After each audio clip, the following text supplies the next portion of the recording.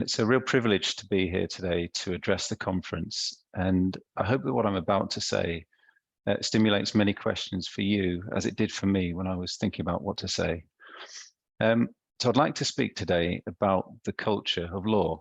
I mean, what a topic, where to start? I mean, we often read news stories about the culture in law and other professional services outfits, and sadly, many of those stories don't paint the culture in a positive light, from unethical behaviors to burnout to the tragic extreme of people taking their own lives. This is a side of law that is known to us. LawCare's Life in the Law report last year was instrumental in surfacing some of these issues. So we have a good understanding of what's gone wrong, and today I don't want to focus on that. Instead, I want to focus on the positives, on how we might reframe our perspectives, reshape our thinking, and how we might improve things together. But before we dive too deeply into this area, we need to ask ourselves, what even is the culture of law? And assuming we can define it, does it need improving? And if it does, is it possible to improve it? And if it is possible to improve it, well, how do we go about that? So many questions abound in my own mind. There's much uncertainty, but uncertainty and not knowing together make a wonderful starting place for us. And we stand on the shoulders of giants when we question these things and grapple with the questions ourselves. Reserve your right to think, for even to think wrongly is better than not to think at all, said Hypatia of Alexandria. She was a famous 4th century Greek mathematician and philosopher, and she adds, life is an unfoldment, and the further we travel, the more truth we can comprehend. So we do well to question and to keep our minds open. As a profession, we have somnambulated culturally to where we are today. And like those in Plato's cave, we now have the opportunity to exit, blinking, into the sunlight, if we choose to. And we will improve as people if we choose to. And after all, if culture isn't about people, then what is it about? The dictionary defines culture as the ideas, customs, and social behavior of a particular people or society. So it's largely about human-to-human relationships, how we interact with each other. And as leading psychologist, Dr. John Amici puts it, culture can actually be defined in really simple ways. It's defined by the worst behavior that you tolerate. So let's think about that for a moment. What do we allow to go unchallenged in our businesses? This is quite powerful stuff, actually. What do we fail to clamp down on that we really ought to? Do we ignore genuine complaints when rainmaker partners engage in toxic behaviors or fraudulent billing practices? Do we let racist, misogynist remarks slide? What about passive-aggressive comments? Unequal treatment of staff depending on their place in the hierarchy? Using in-group, out-group terms like lawyer or non-lawyer to somehow value judge people? What about ignoring emails from people that we deem unimportant, but responding lightning quick time to people who are more senior than us or to clients? What about unacceptable client behavior? Do we call them out, or do we let that slide for fear of losing business? Now, if your organization lets bad behavior slide or has one rule for the successful and one rule for the rest, then it doesn't really matter if you have the best cultural strapline in the world. It may well have a dysfunctional culture. I mean, why bother adding integrity to your culture statement if you permit behaviors that demonstrate the very opposite? And to paraphrase one 1990s pop group, if we tolerate this, then our juniors will be next. Do we want our legacy to be, well, we had a chance to change things, but we decided not to bother? I mean, why is it that fewer people these days are looking for partnership? Maybe because generally we've done a bad job of making it possible to show that you can combine being a partner with being a caring human being. I should start by saying that I believe with every fiber of my being that it is possible to change, and I have hope that we can do. Firstly, on an individual level, and subsequently on a collective level. But I think we need to understand two things first. Firstly, that change starts with us, not the other person. And secondly, not one of us is trapped. We have much more agency and many more choices than we perhaps realize. I'd like to tell you a story told by a rabbi many hundreds of years ago about someone who wanted to change the world. When I was a young man, I wanted to change the world. I found it was difficult to change the world, so I tried to change my nation. When I found I couldn't change the nation, I began to focus on my town. When I couldn't change the town, I realized I'd try and work on my family, try and change my family. Now I'm an old man. I realize that if long ago I had changed myself first, I'm the only person I can change, then that might have had an impact on my family. And that change on my family might have impacted the town, and their impact could have changed the nation. And I could indeed have changed the world. I'm wondering if this is worth perhaps a little reflection. Do we start with the big and work down, or the small and work up? If you've come here today expecting a quick takeaway on how to fix the culture of law in 10 easy steps, I don't have a magic formula. For fun though, and out of interest, I typed "fix the culture of law" into Google Translate and set the target language as Latin. Apparently it's reparare culturam iuris. Now, I imagined Hermione Granger saying this and the culture of law being magically transformed all of a sudden. But equally, I imagine Ron Weasley saying this, mispronouncing it and accidentally ending up with 15 more lengthy HR policies. Now, I'm being a bit tongue-in-cheek here. The point is, changing culture isn't a quick fix. It's not magic, but it's far more exciting, actually. It's like an adventure, a quest, if you will. So today I'd like to go on a bit of a journey with you. I want you to imagine yourself walking through a forest, along a wide, straight, grassy track through the middle of a forest. So you've got an open area. You've got a clear line of sight as far as you can see. But the track underneath you is worn, so you and many generations before you have walked along it. As you walk along, you spot a smaller path off to the side, leading off into the forest undergrowth. You squint to see where it's heading. Seems to turn a corner, and you can't see any further.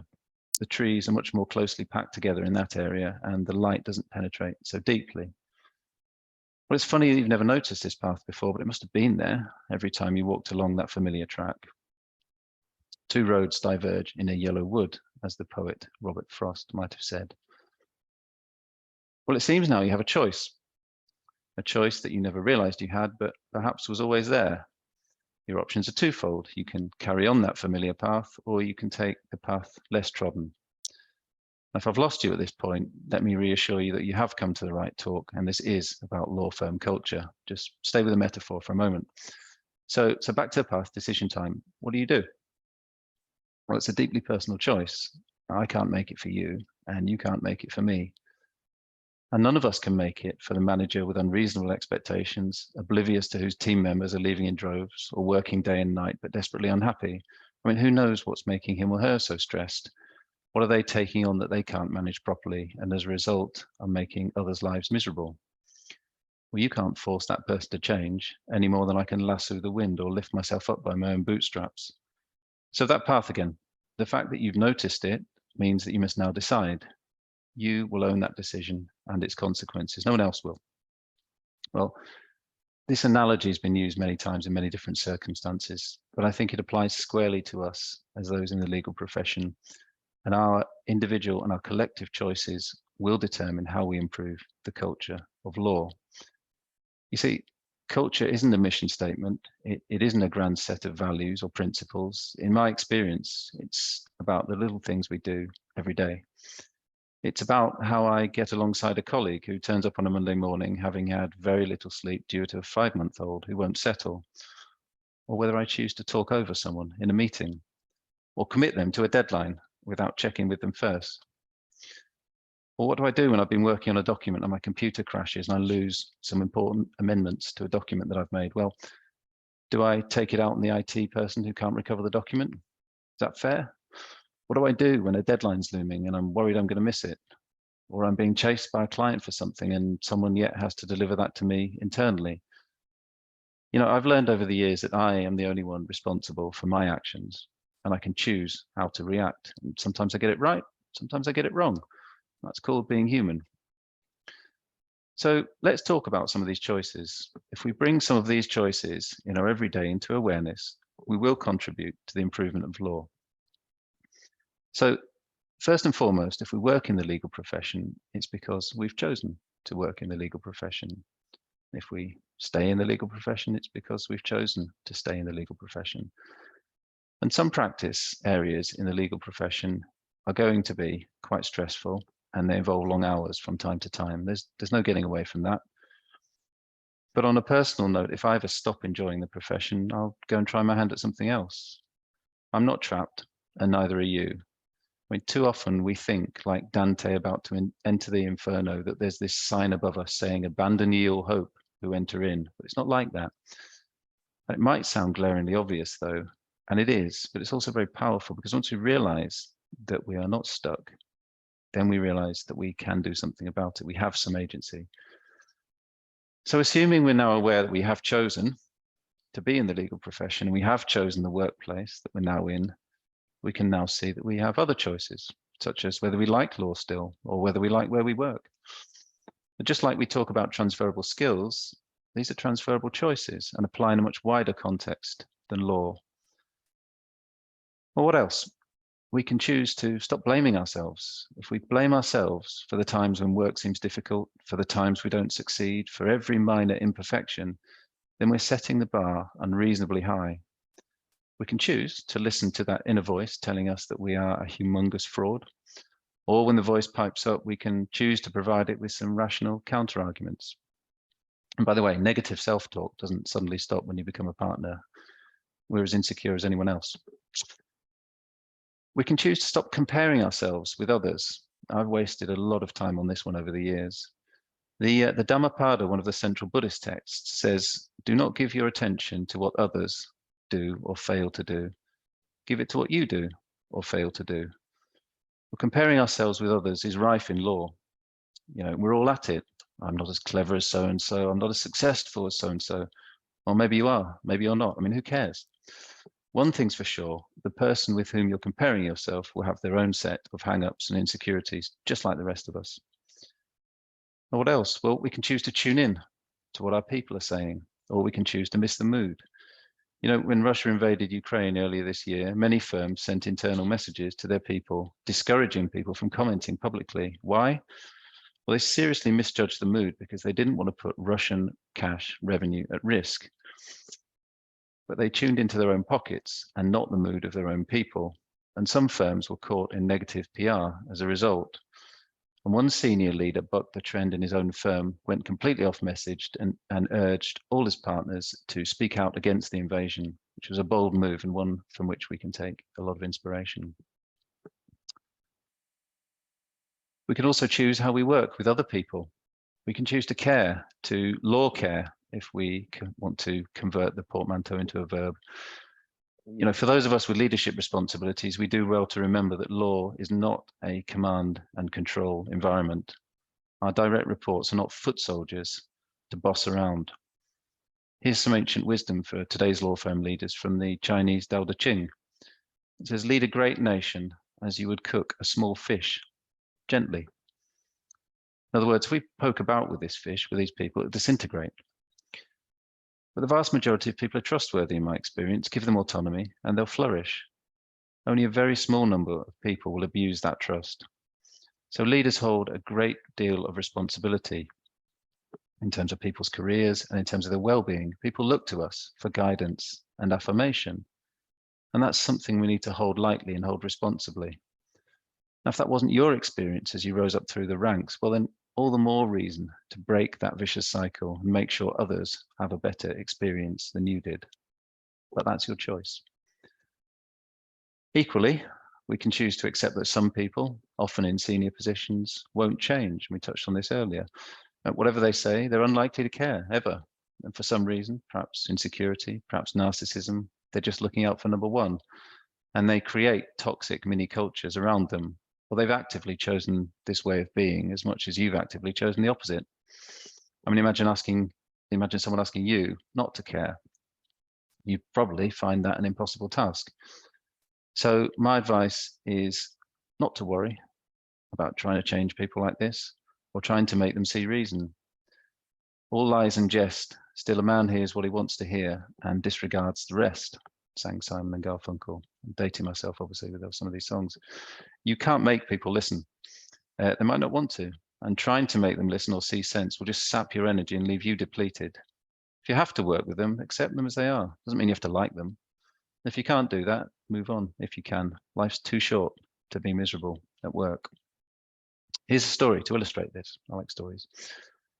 A scorpion asks a frog to carry him across a river. The frog is afraid of being stung, but the scorpion argues that if it did sting the frog, they'd both drown. So the frog agrees. But halfway across the river, the scorpion stings the frog anyway. As they start to sink, the frog says, "What do you do that for? We're both going to drown now." And the scorpion says, "I'm a scorpion. That's what I do." But the point is, the scorpion isn't going to change. Okay, so let's not become anxious about people who won't change. They're best avoided if possible. And if not, we mustn't let them steal our inner peace. Linked to all this, we can choose to look up from our work. We're so often deeply, deeply focused in our work that we lose sight of what's going on around us. We can choose to be curious about what's going on in the lives of others. How can you know a person, asks Atticus Finch, the lawyer in To Kill a Mockingbird, until you walk a mile in their shoes? Do we know what's going on in the lives of our colleagues? Are we curious? Have we asked them? How often do we check in on them? And why does my colleague look upset? Did I know their child was being bullied at school? Have I created an environment of psychological safety where someone would even ask me that? Or even tell me that, or am I just there to tell them what to do so that I can build my practice and look good? I mean, this is one of the core reasons that we lose really good people from the profession, and one of the top reasons people move in-house. Their managers simply aren't interested in them other than for what they can get out of them. Well, I think this is a crying shame, actually, and we can do much, much better as a profession. Another choice, how do we define ourselves? Imagine meeting someone for the first time. Who are you, they ask. What do you do? Well, what's your response? I'm a lawyer. Really? Well, surely that's not you. That's just something you do. It's not who you are as a person. We're a fascinating, somehow interconnected bunch of people with diverse feelings, skills, and passions. How do you define yourself? Was that true 20 years ago? Assume you're older than 20. Will it still be true in 20 years' time? I mean, if you really thought about that, for sure, you're more than just a person with, an interest in, who works in the legal profession. That's just one very small facet to who you are. We can also choose to stop demanding perfection of ourselves. I've really struggled with this one, and I still do, if I'm honest. I'm not perfect. You're not perfect. You might be. Forgive me if I've got that wrong. In my experience, there's no such thing as perfection when it comes to humans. We are complex, messy beings, each one of us full of contradictions and idiosyncrasies. As Desmond Tutu says, we are, every one of us, so very flawed and so very fragile. What else makes the world such an interesting place? We don't need perfection to be content. If we spend our lives trying to be perfect, we'll end our lives in disappointment and we won't enjoy this wonderful journey. So do your best, don't stress the rest. We can also choose to like ourselves. We can choose to look after ourselves. We can rediscover our passions, our hobbies, the things that make us smile. One of my favorite authors, Kurt Vonnegut, himself traumatized through his experiences in World War II, when asked to sum up the meaning of life, replied, "We're here on Earth to fart around and don't let anyone tell you any differently." Well, excuse the irreverence, but life can get a little serious sometimes and we need to play. Among the many anecdotes told of our late Queen, among the many duties she performed through 7 decades, people who knew her said she liked to muck around and she had a wicked sense of humour. And we can take ourselves terribly seriously in this profession. But if the Queen can have a laugh and a joke from time to time, I think we can too. And perhaps if we put our work to one side on a regular basis to indulge in some non-work activities, we'll bring a richer and a more rounded self to work with us. We'll come back with a creativity instead of sometimes a creeping dread. And if we've chosen to like ourselves, perhaps we can choose to regulate ourselves. We can choose to rest as well as work. I've only recently started leaving my phone at home when I'm on holiday. I mean, I've asked myself, what kind of message have I accidentally, inadvertently been sending to people over the years that holidays aren't for resting? Professional athletes allow their bodies periods of rest to heal, recuperate, and recover. This is to enhance their peak performance. But we in the legal profession think that we can keep going without breaks, to bat through, to crush it, smash it, put the hammer down, go full gas, whatever you want to call it, the whole time. But that's demanding too much of ourselves. I mean, no one can perform at 100% all of the time. It's just not how our bodies and our minds are designed. And I've seen former colleagues crash and burn out as a result. Others propping themselves up with narcotics to handle the pressure. For what? A few more quid in the bank and a house they can't afford? We can choose to realize that not everything is within our control, and we can choose to frame our reactions to events which seem good or seem bad. If we attempt to change things which we can't possibly change, then we're like the praying mantis in the book of Chung Tzu, putting its little fists up like this to ward off an approaching carriage and getting crushed in the process. But instead, we can adopt an attitude of equanimity towards those things which we can't change.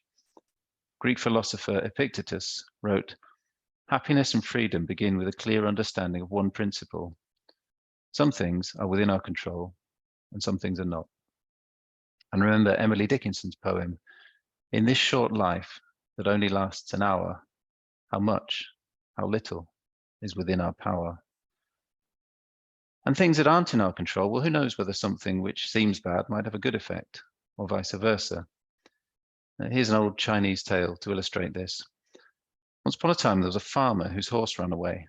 That evening, all of his neighbors came round to commiserate. They said, "We're so sorry to hear that your horse has run away. This is most unfortunate."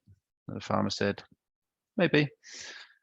The next day, the horse came back, bringing 7 wild horses with it. And everyone came round the next day or came round that evening and said, "Well, isn't that lucky? Amazing, fantastic, what brilliant luck. You've got 8 horses now." And the farmer said, "No, maybe." The following day, his son tried to break in one of the horses. And while he was riding, he was thrown from it and broke his leg. The neighbors will come round and say, "This is terrible, what rotten luck." And the farmer said, "Yeah, maybe." The next day, the army officers came round conscripting people for the army, and they rejected his son because he had a broken leg. The neighbors came round saying, "This is fantastic, wonderful." And the farmer said, "Well, you can guess, maybe." But the parable is it's quite impossible to tell whether anything that happens is good or bad in the long run, because you never know what will be the consequence of the misfortune, or you never know what will be the consequence of the good fortune. Lastly, and by no means is this an exhaustive set of choices, and you may not agree with any or all of them, and that's your choice, by the way. We can choose to think about what we really want. I've only learned this in the last few years. You know, life is a game, it's a dance, it's not a Venus flytrap. We aren't always going to be happy, but we can learn how to be content. And I think part of that comes down to whether we've chosen what is our enough. You know, our culture says we must earn more, we must spend more, we must have a bigger house, faster car, fancier holiday. It's some kind of financial elephantiasis, but when does that all become enough? Why are we always striving for more? Metron ariston, as the ancient Greek aphorism goes, everything in moderation, nothing to excess. And Martin Luther King Jr. urged us to buck the trend. He says, "An affluent society would coax us to believe that happiness consists in the size of our automobiles, the impressiveness of our homes, or the expensiveness of our clothes." Well, this is what we're taught, but when do we decide to be content? You may have heard of degrowth, a new economic theory that all growth is good, challenging the fact that all growth is good, rather. So living more simply, valuing the small things, that's a sustainable future for workplace culture, for family togetherness, and for our own sanity and well-being as we bob up and down on this green and blue ball floating around in space. And if you're not convinced, that's fine. You have to choose your own path, and I'll choose mine. I'm not advocating a utopia. In fact, the way Thomas More describes it sounds quite horrible, particularly for outgroups. But our actions and our culture will resonate in time. And I'd like to tell you a true story that shows the ripple effect of a single act of kindness, in the hope that it might inspire us to lift our heads up and think about doing things differently. Some of us might remember Desmond Tutu, a minister in South Africa who led the Truth and Reconciliation Commission following the abolition of apartheid. Well, the Truth and Reconciliation Commission was radical in that instead of being brought to justice for past crimes, perpetrators were offered the opportunity to seek forgiveness from and to listen to the perspectives of their victims. And this was part of a peaceful exchange of power which ended the cycle of violence and almost certainly prevented a civil war and many deaths. But how did Tutu end up in this position? Well, he tells the story of a childhood experience. He was walking along the street at 9 years old with his mum, and they were approached by a white man in a black suit. Well, under the rules of apartheid, it was expected that Desmond and his mother would step into the gutter off the pavement and nod their heads in deference as the white man passed. But this white man was different. He stepped off the pavement to allow them to pass, and he tipped his hat to them as they passed him. And this man was an Anglican priest who was bitterly opposed to apartheid. When Desmond's mother explained this to him, Desmond made up his mind there and then that he wanted to become a priest. Well, that man could not have known that his decision to respect others out of a regard for humanity would lead to a peaceful transition of power decades later. And the act itself was tiny, but its ripple effects were colossal. So to come back to our central question, how about us and improving the culture of law? You know, who knows the effect of something simple, offering to take a colleague for a coffee or lunch, taking time out to explain a tricky legal concept to a junior team member, taking time to run through the changes you made to their work before it went to the client, or maybe remembering that their elderly relative isn't well and asking after them. Not because you feel you ought to, or not because you can now tick a box, and certainly not because they're deemed a flight risk, so you'd better start looking after them. No, but because you care about them and you respect that other person. And I think enough of these little changes will bring about the big changes. So to bring this to a conclusion, I'd like to pick up again on the Robert Frost poem. The last verse of the poem reads, "I shall be telling this with a sigh, somewhere ages and ages hence. Two roads diverged in a wood, and I took the one less traveled by, and that has made all the difference." The idea of change, of doing things differently, might seem scary. Maybe it is. For sure, it's not the comfortable path. It's the one that leads we know not where. Ursula Le Guin, one of my favorite authors, wrote, "Freedom is a heavy load, a great and strange burden for the spirit to undertake. It's not easy. It's not a gift given, but a choice made. And the choice may be a hard one." So assuming we want big change in the culture of law, we have to start with the small things. In some senses, top-down initiatives, which are discordant with tolerated behaviours, are worse than no initiatives at all. You know, I believe that every one of us has the power to make a difference in the culture of law. By looking at ourselves first and making the small changes, owning our choices, owning our behaviours, learning to like and look after ourselves, looking out for others, deciding which behaviours we will tolerate and which we won't, and thinking long and hard about our enough, well, this will have a cumulative effect and can improve the culture of law. In fact, it has started to happen and the party is getting underway. Everyone's invited and hopefully we'll meet each other there. Thank you.